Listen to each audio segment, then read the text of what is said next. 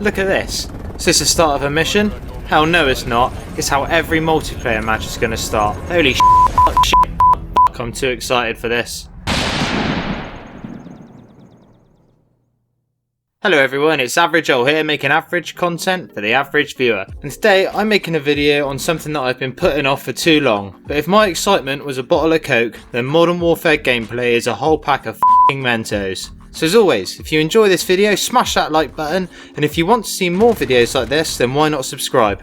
Let's get on with it, shall we? So for 10 years, Call of Duty has been that ex-partner that you know is bad for you, but every time it comes back around, all you can think about is those awesome memories you had from back in the day, and you can't help but go back there. My relationship with COD has had its ups and downs, and if I'm honest, after 2013's Call of Duty Ghosts, I really thought that I was completely moving away from the franchise. Like, I can't be the only one who loved Call of Duty for the boots on the ground, fast-paced Twitch mechanics. In fact, I know I'm not. So why they decided to make their games into this gravity-defying bright-coloured shit show, I will never know. But, with all that aside, the new Call of Duty is coming out, and what better title could they give it than the exact same title that the first game that started the ball rolling had, Modern Warfare. I mean, if Final Destination can do it, then so can COD. Oh shit, wait, that film was completely trash. Never mind. All jokes aside, for years, COD has struggled to get back where it once was in the gaming industry. It's tried everything from jetpacks, wall running, and even taken the franchise back to its roots with World War II. But so far, everything has fallen short of expectations. Until now, that is. For the first time in years, and indeed in some Call of Duty players' lives, we have been presented with a game that looks genuinely, absolutely incredible. There is something about the new Call of Duty gameplay that just looks so good.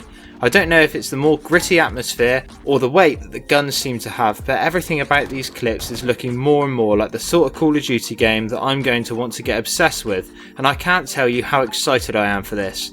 Long gone is the same outdated engine that has grown tired and weary, and here we are presented by something that truly looks like a modern and innovative step forward.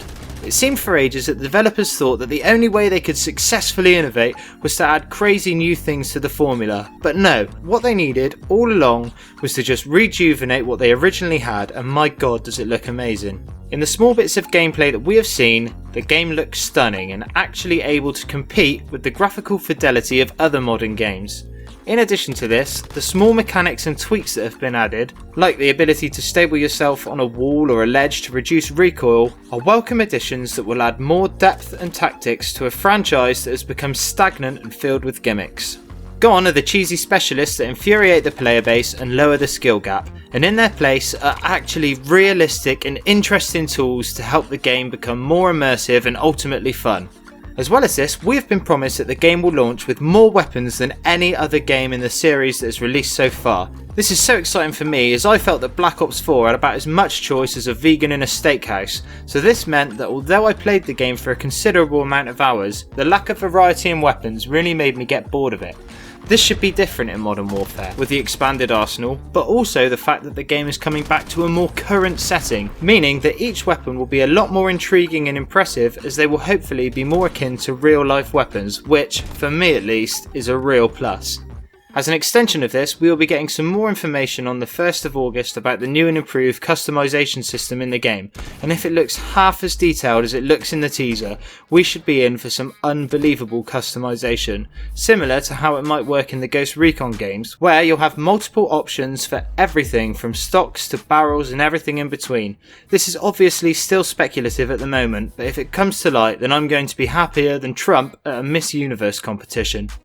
The gameplay and mechanics isn't the only place that they have decided to shake things up.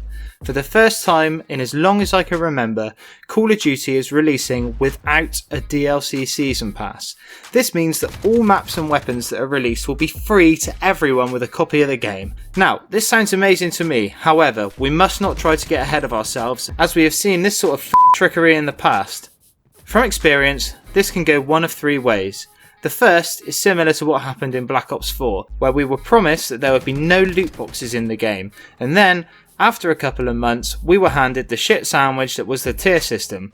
where it literally took days to unlock anything decent, and the whole time you were being coerced into buying COD points to progress through the tier system faster, which in a way wasn't any better than the loot box system anyway. It's like having to choose between Jimmy Savile and the McCanns to babysit your children for you. Too much? On the other hand, we could be going down the games as a service route like Anthem and Battlefield 5. This is also not ideal, as I've said in my previous video, as then we run the risk of the game releasing unpolished, unfinished and emptier than a gay bar in Dubai. Neither of these would be ideal, so we have to hold out hope that we will be given an amazing game that is full to the brim with content that we couldn't even hope to get bored of, and then, after a month, we will be treated to new maps and new weapons without having to jump through all the usual stupid hoops and rigmarole. But we'll see how it turns out.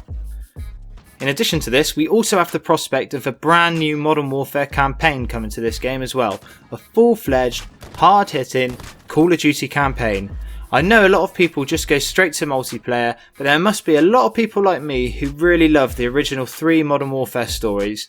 In my opinion, few multiplayer first-person shooters have also had storylines that are as fleshed out and engaging as the Modern Warfare series. This is the series that brought you missions like All Gillied Up and the notorious No Russian, not to mention that they had Kevin Spacey when we still believed that he was a decent bloke.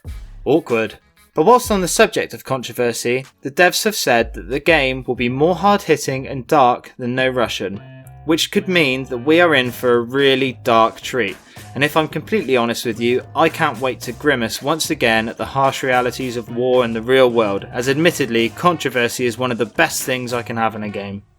And finally, if all this wasn't enough, we have at long last been given the promise of crossplay on Call of Duty. Remember when you were at school and that kid said that he could smash you into next year in a 1v1 on Rust, but he could never actually back it up because he was on PS4? Well, not anymore, and I've got news for you, Tim. When this game comes out, I'm hitting you up straight away just to show you who's boss, and I'll make a YouTube video on it so everyone can see what a piece of trash you really are. F*** you, Tim. So there we have it. This is what I think of the new Call of Duty and my hopes, dreams and fears. But I will say that on the whole, I'm so excited to see what they can do with this game. If it's done right, we could see Call of Duty back on top once again. And quite frankly, I can't wait. Let me know in the comments below what your thoughts are and if you're thinking of picking the game up. I plan on covering this game right from the beta, so if you want to keep up to date and have a laugh at the same time, make sure you smash that notification bell and subscribe. That's it for today. I'm Average Joel. Peace.